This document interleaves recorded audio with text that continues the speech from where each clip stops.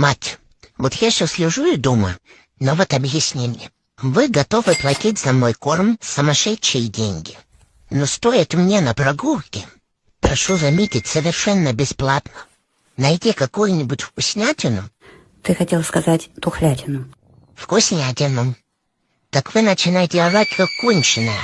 Фу, плюнь. Ну и что воняет? Чтоб вы понимали в запахах. Вы духи свои нюхали вообще?